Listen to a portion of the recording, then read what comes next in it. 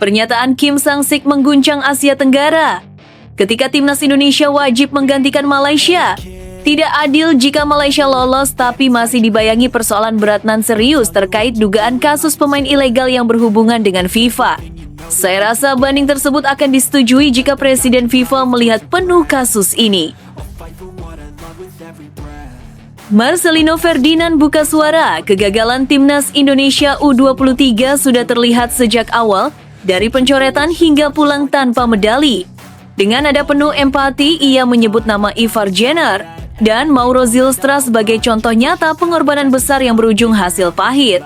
Mereka datang dari jauh, menempuh perjalanan panjang, melewati penerbangan berjam-jam menuju Thailand, menghadapi kelelahan fisik dan mental demi satu tujuan, membela Merah Putih, tapi semua gagal. Simak penuturan Marcelino yang bisa bikin geleng-geleng kepala mendengarnya.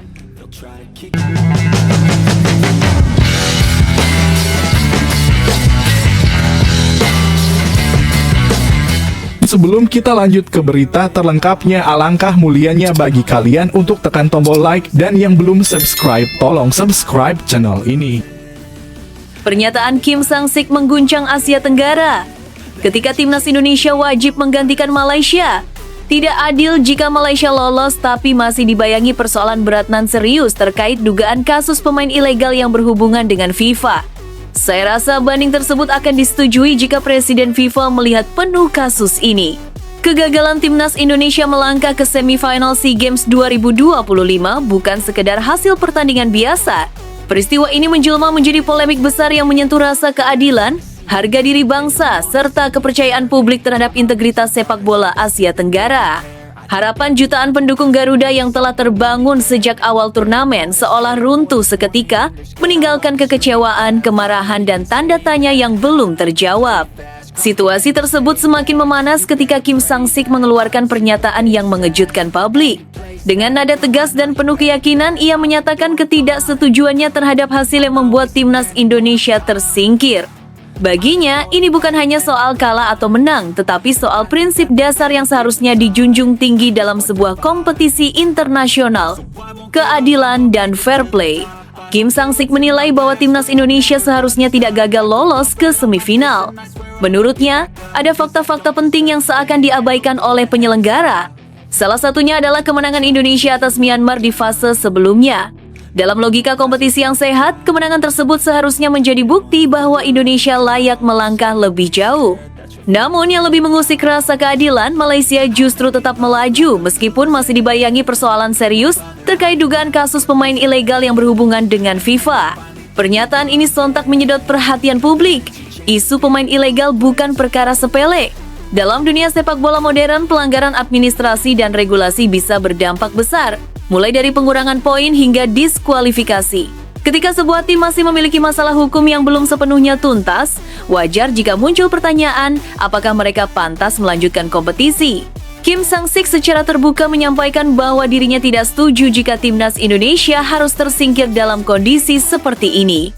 Ia menegaskan bahwa SEA Games seharusnya menjadi ajang yang menjunjung sportivitas, bukan tempat di mana tim yang bermasalah justru mendapat keuntungan. Menurutnya, jika aturan hanya ditegakkan setengah-setengah, maka makna kompetisi akan hilang dan kepercayaan publik akan runtuh. Lebih jauh, ia menyatakan dukungan penuh agar Indonesia mengajukan banding resmi kepada panitia penyelenggara SEA Games 2025. Banding ini bukan sekadar bentuk protes emosional, melainkan langkah hukum dan moral untuk memperjuangkan keadilan. Kim Sang-sik menilai bahwa banding justru menjadi bukti bahwa Indonesia menghormati aturan dan ingin semuanya diselesaikan secara terbuka dan transparan. Pertandingan internasional harus diikuti oleh peserta yang bersih, jujur, dan tidak memiliki masalah hukum. Fair play bukan slogan, tapi kewajiban. Demikian semangat yang tergambar dari pernyataannya. Ia menegaskan bahwa sepak bola tidak boleh dikotori oleh praktik curang, penipuan, atau manipulasi regulasi. Jika ada tim yang terbukti melanggar, maka sanksi harus diterapkan tanpa pandang bulu. Dukungan terhadap pernyataan Kim Sang-sik pun mengalir deras dari publik Indonesia. Media sosial dipenuhi suara-suara yang menuntut kejelasan dan ketegasan dari penyelenggara. Banyak yang merasa bahwa timnas Indonesia telah berjuang habis-habisan di lapangan, bermain dengan semangat dan mematuhi aturan. Namun hasil akhirnya justru terasa tidak adil. Kekecewaan ini bukan hanya ditujukan pada hasil, tetapi pada sistem yang dianggap tidak transparan. SEA Games selama ini dikenal sebagai pesta olahraga yang menjunjung persahabatan dan sportivitas antar negara Asia Tenggara. Namun kasus ini menjadi ujian besar bagi kredibilitas ajang tersebut. Apakah penyelenggara berani menegakkan aturan secara tegas? Ataukah kepentingan tertentu justru lebih diutamakan dibanding prinsip keadilan? Bagi Kim Sang-sik, persoalan ini harus dilihat lebih luas. Jika pelanggaran dibiarkan, maka presiden buruk akan tercipta. Di masa depan, tim-tim lain bisa saja melakukan hal serupa karena merasa aturan bisa dinegosiasikan. Hal ini tentu berbahaya bagi perkembangan sepak bola kawasan, terutama bagi generasi muda yang seharusnya belajar tentang kejujuran dan sportivitas dari turnamen seperti SEA Games. Ia juga menekankan bahwa perjuangan timnas Indonesia belum sepenuhnya berakhir. Gagal lolos ke semifinal di atas kertas bukan berarti menyerah. Selama masih ada jalur resmi yang bisa ditempuh, selama masih ada ruang untuk memperjuangkan kebenaran, maka upaya tersebut patut dilakukan. Banding bukanlah tanda kelemahan, melainkan bentuk keberanian untuk melawan ketidakadilan. Pernyataan Kim Sang-sik seolah menjadi suara yang mewakili kegelisahan banyak orang. Ia mengingatkan bahwa sepak bola bukan hanya tentang skor akhir, tetapi tentang nilai-nilai yang menyertainya. Ketika nilai itu diabaikan, maka yang kalah bukan hanya satu tim, melainkan seluruh ekosistem olahraga. Kini, sorotan tertuju pada panitia penyelenggara SEA Games 2025 dan otoritas terkait. Publik menanti keputusan yang jujur, adil, dan transparan. Keputusan ini tidak hanya akan menentukan nasib timnas Indonesia, tetapi juga akan menjadi penentu apakah SEA Games masih layak disebut sebagai ajang yang menjunjung tinggi fair play. Pada akhirnya, kegagalan timnas Indonesia lolos ke semifinal telah berubah menjadi momentum refleksi besar tentang bagaimana sebuah turnamen seharusnya dijalankan, tentang keberanian menegakkan aturan, dan tentang pentingnya keadilan dalam olahraga. Seperti yang disuarakan Kim Sang-sik, sepak bola yang bersih dan jujur adalah hak semua peserta, dan Indonesia berhak memperjuangkannya sampai akhir. Namun tunggu dulu, setelah admin telusuri secara mendalam bahwa berita di atas adalah karangan belaka dan hoax, ini sebagai edukasi supaya penonton lebih jeli dalam memilih berita. Hey kid, don't ever let them get inside your head. They'll tell you Marcelino Ferdinand buka suara, kegagalan timnas Indonesia U23 sudah terlihat sejak awal, dari pencoretan hingga pulang tanpa medali. Dengan nada penuh empati, ia menyebut nama Ivar Jenner dan Mauro Zylstra sebagai contoh nyata pengorbanan besar yang berujung hasil pahit. Mereka datang dari jauh, menempuh perjalanan panjang, melewati penerbangan berjam-jam menuju Thailand, menghadapi kelelahan fisik dan mental demi satu tujuan, membela Merah Putih, tapi semua gagal. Simak penuturan Marcelino yang bisa bikin geleng-geleng kepala mendengarnya. Kegagalan timnas Indonesia U23 di ajang SEA Games kali ini menjadi salah satu momen paling menyakitkan bagi sepak bola nasional dalam beberapa tahun terakhir. Target tinggi yang dicanangkan sejak awal turnamen berakhir tanpa hasil, tim Garuda Muda tak hanya gagal melangkah ke semifinal, tetapi juga pulang tanpa satu pun medali.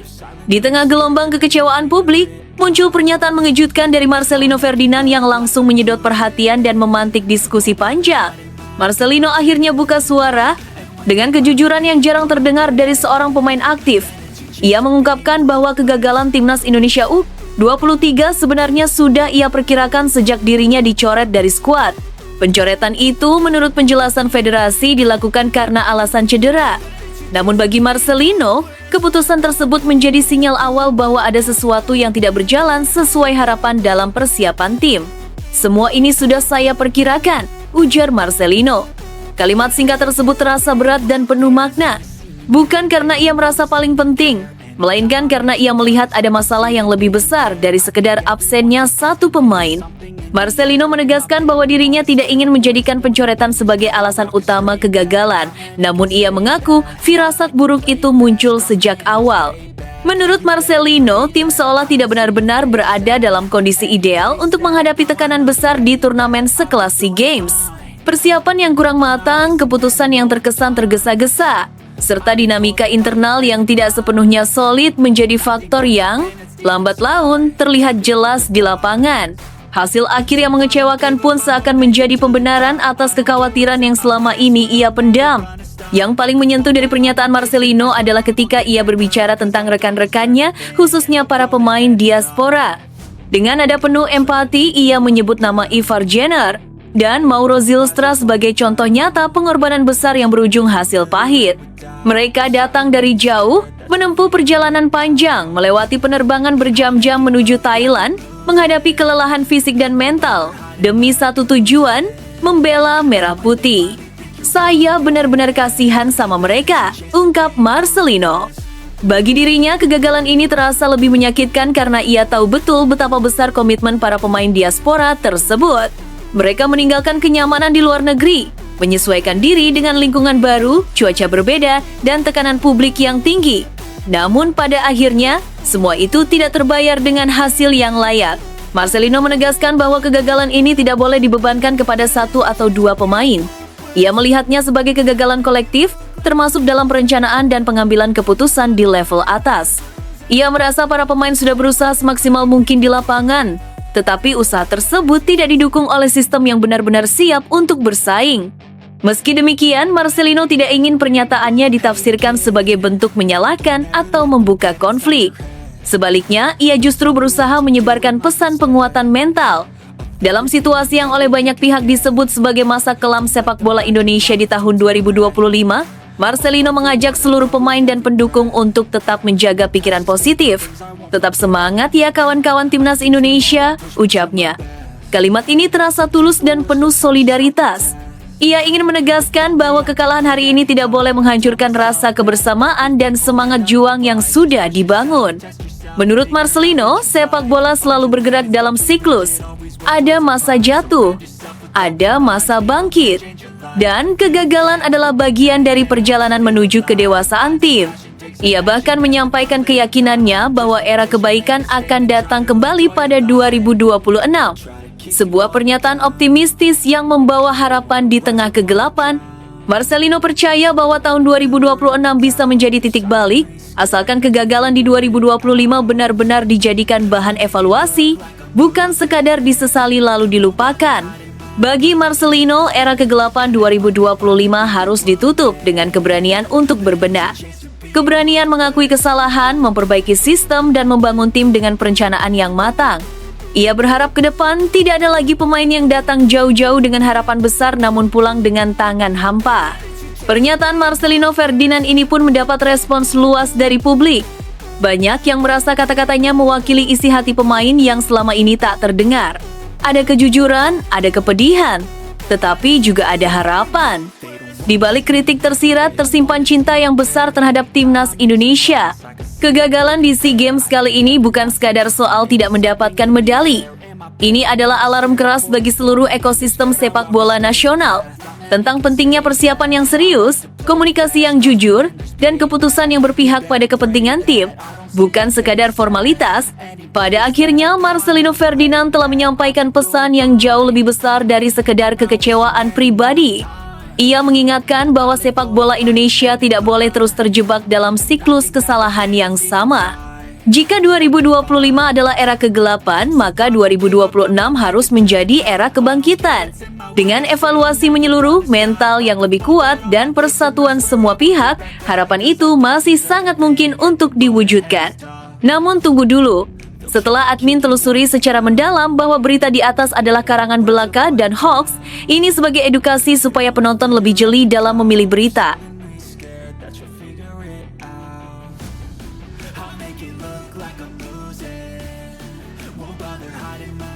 Alhamdulillah kabar sangat baik. Viral di media Vietnam, rumor solidaritas untuk Indonesia. Timnas U23 Vietnam siap hancurkan Malaysia di SEA Games karena dendam pemain naturalisasi palsu. Rumor yang beredar menyebut bahwa Vietnam justru ingin tampil habis-habisan demi menunjukkan solidaritas kepada Indonesia. Berita ini langsung menyulut perhatian penggemar sepak bola di seluruh Asia Tenggara, terutama di Indonesia dan Malaysia. Sejumlah media dan akun media sosial Vietnam tengah ramai memperbincangkan kabar mengejutkan yang menyebut bahwa timnas U23 Vietnam dikabarkan tidak akan main mata melawan Malaysia pada ajang SEA Games mendatang.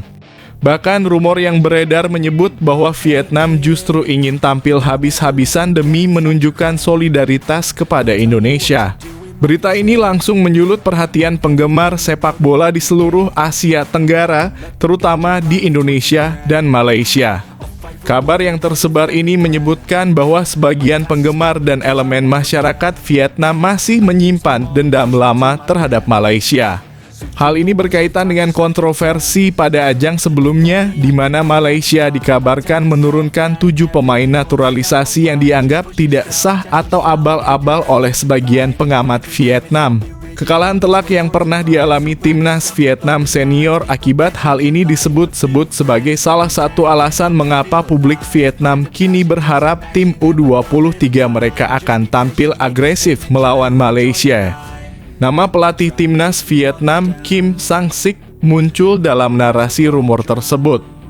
Dalam berbagai unggahan di media sosial, ia dikaitkan dengan pernyataan tegas yang mengisyaratkan tekad untuk menghancurkan Malaysia demi meraih kemenangan di SEA Games. Namun hingga kini tidak ada konfirmasi resmi dari pihak Federasi Sepak Bola Vietnam (VFF) atau dari Kim Sang-sik sendiri. Pernyataan-pernyataan yang beredar tampaknya lebih banyak berasal dari spekulasi warganet dan potongan kutipan yang tidak memiliki sumber resmi. Meski demikian, rumor ini dengan cepat menyebar ke komunitas penggemar sepak bola Indonesia. Banyak pendukung Garuda Muda menganggap kabar ini sebagai bentuk dukungan moral dari publik Vietnam, sementara sebagian lainnya menekankan pentingnya tetap fokus pada persiapan tim sendiri. Dalam konteks ini munculnya rumor tentang solidaritas Vietnam untuk Indonesia lebih mencerminkan emosi penggemar ketimbang kebijakan resmi tim nasional. Rivalitas sepak bola antara Vietnam, Malaysia, dan Indonesia sendiri sudah lama menjadi cerita menarik di kawasan Asia Tenggara. Dalam beberapa dekade terakhir, setiap pertemuan timnas senior maupun kelompok umur selalu menyisakan cerita panas, baik di lapangan maupun di luar lapangan. Dari sudut pandang taktik, timnas U23 Vietnam memang dikenal memiliki disiplin tinggi, permainan cepat, dan kemampuan menekan lawan. Sementara itu Malaysia yang diperkuat pemain naturalisasi sering menjadi lawan tangguh yang menguji strategi Vietnam. Analis sepak bola lokal di Vietnam menilai bahwa rumor ini justru menunjukkan intensitas emosi penggemar jelang SEA Games. Fokus utama pelatih dan staf teknis Vietnam saat ini adalah memperbaiki konsistensi permainan, memperkuat lini pertahanan, dan mematangkan serangan balik. Menurut mereka, strategi balas dendam atau sengaja menargetkan lawan tertentu secara emosional bukanlah pendekatan profesional untuk tim U23. Dengan kata lain, fokus resmi Vietnam tetap pada performa tim secara keseluruhan, bukan sekadar memuaskan emosi publik. Dampak rumor ini juga dirasakan di kalangan penggemar Malaysia. Beberapa pengamat menilai bahwa isu Vietnam ingin habisi Malaysia dapat memengaruhi mental pemain muda Malaysia. Namun sebagian besar mengingatkan bahwa rumor semacam ini lebih banyak efek psikologis daripada fakta di lapangan. Tim U23 Malaysia dengan persiapan matang dan strategi yang telah diuji diyakini tetap akan memberikan perlawanan sengit. Di Indonesia, kabar ini menimbulkan campuran antara rasa penasaran dan kewaspadaan. Banyak supporter berharap Vietnam dan Indonesia bisa saling mendukung secara moral dalam konteks sportivitas, namun tetap menyadari bahwa prestasi di lapangan harus dicapai melalui kekuatan sendiri. Analisis ini menunjukkan bahwa rumor solidaritas Vietnam untuk Indonesia lebih merupakan wishful thinking penggemar daripada strategi resmi. Seiring dengan mendekatnya ajang SEA Games, perhatian publik kini tertuju pada setiap pertandingan yang akan menjadi ujian bagi timnas U23 Vietnam, Malaysia, dan Indonesia. Duel klasik antara negara-negara ASEAN selalu menghadirkan cerita menarik, baik dari sisi taktik, rivalitas sejarah, maupun dinamika penggemar. Terlepas dari rumor yang beredar, performa tim di lapangan akan menjadi penentu utama hasil dan cerita yang akan dikenang. Yang pasti, media sosial di Vietnam dan Indonesia akan terus menjadi arena perbincangan hangat hingga kick-off SEA Games dimulai.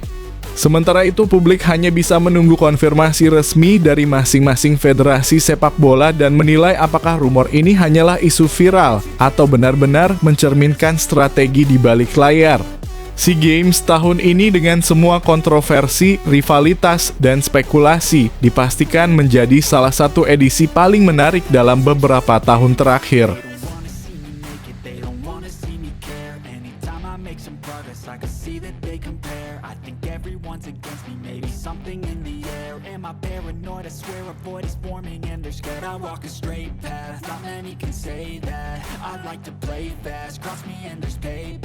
You better pray that I don't see your face at any place that I go. I know you hate that. I've been doing fine. Manchester City kini dikabarkan tengah menyiapkan kontrak seumur hidup untuk Phil Foden, sebuah langkah monumental yang menegaskan betapa besar kepercayaan klub terhadap gelandang muda tersebut. Wacana ini memunculkan pertanyaan besar, apakah ini era baru loyalitas mutlak di Etihad?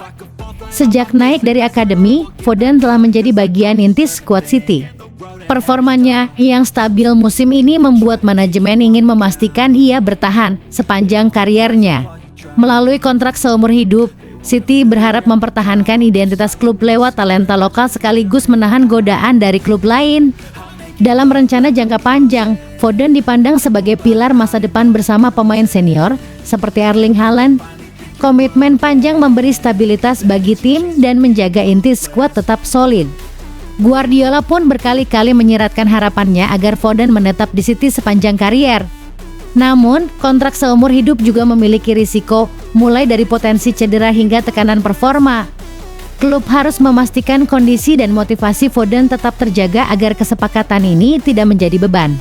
Jika terwujud, ini bisa menjadi simbol loyalitas sekaligus tonggak baru strategi jangka panjang City. Bagaimana menurut Anda, apakah kontrak seumur hidup langkah tepat atau justru terlalu berisiko?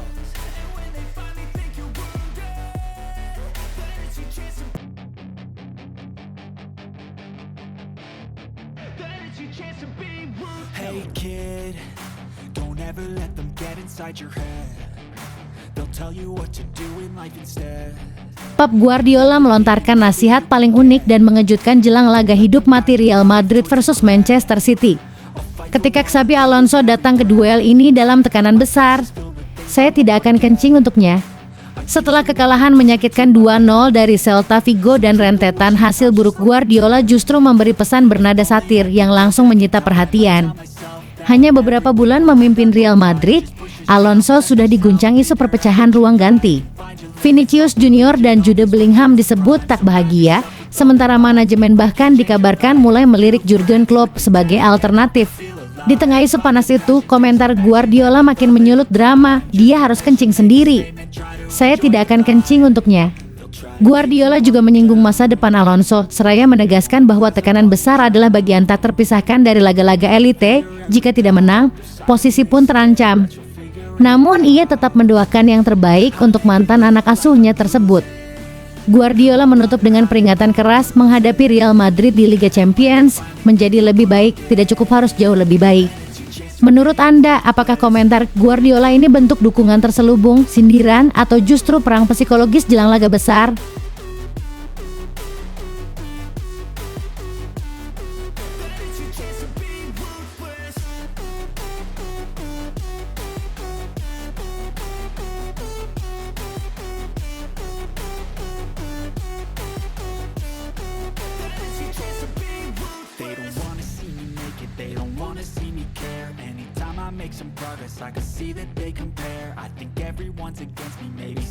Dua raja yang sedang menggapai langit.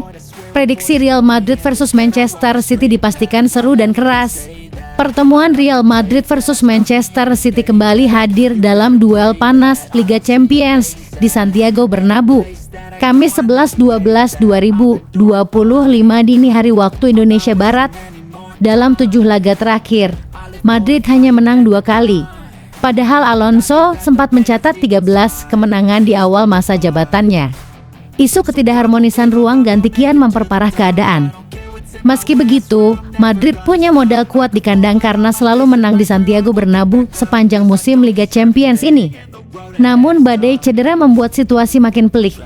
Eder Militao absen akibat cedera hamstring, menyusul Dani Carvajal, Trent Alexander-Arnold, dan Ferland Mendy. Bahkan Kylian Mbappe diragukan tampil karena masalah kaki. Tanpa pertahanan solid dan kemungkinan tanpa sang mega bintang, Madrid berada dalam bahaya besar menghadapi lini serang City yang sedang menggila. Sebaliknya, Manchester City datang dengan kepercayaan diri tinggi setelah 3 kemenangan beruntun. Menurut Anda, apakah City akan benar-benar memanfaatkan kondisi Madrid yang sekarat atau justru Bernabeu kembali menghadirkan kejutan besar?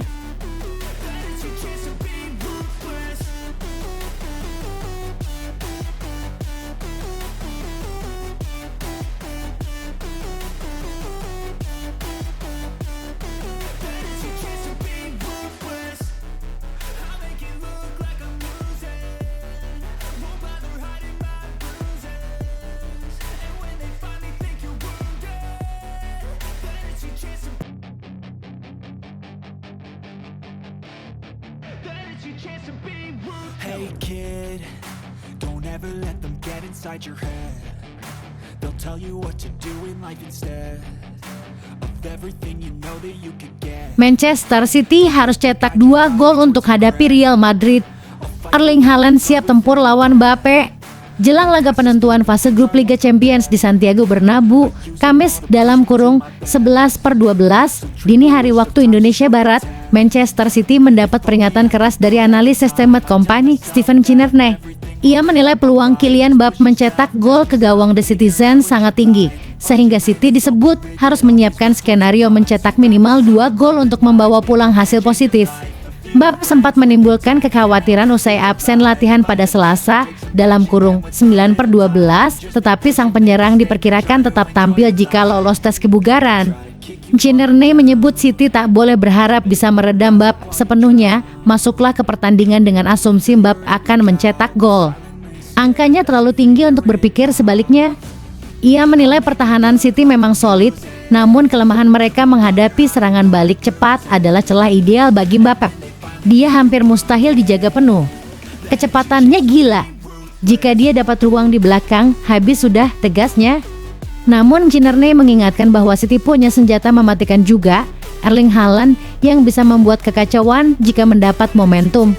Ia bahkan memprediksi skor 2-2 laga syarat gol, peluang besar, dan kesalahan yang bisa membuat kedua tim frustrasi. Menurut Anda, apakah prediksi 2-2 realistis? Atau justru Haaland dan rekan-rekan bakal mencuri kemenangan di Bernabeu?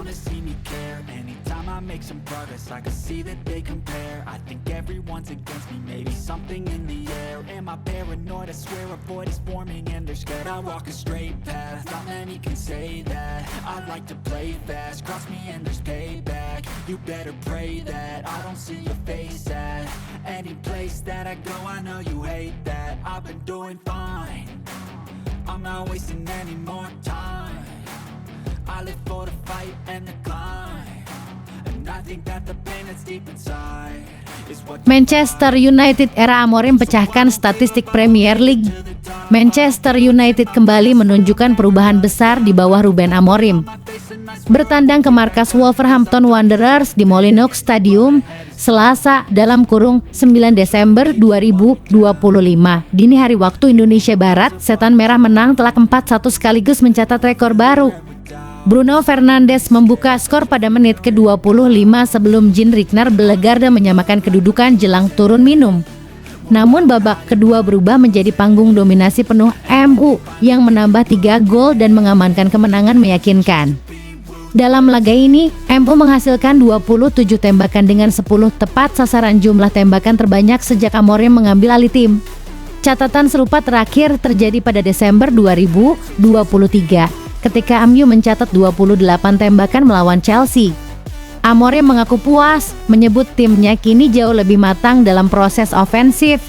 Kami mencetak 4 gol tetapi juga melepaskan banyak tembakan. Kami jauh membaik, ujarnya kepada Sky Sports. Ia menegaskan MU kini lebih kreatif, lebih tajam dan lebih berbahaya dibanding musim lalu. Menurut Anda, apakah era Amorim benar-benar menjadi titik balik MU? Apakah permainan agresif ini bisa konsisten hingga akhir musim?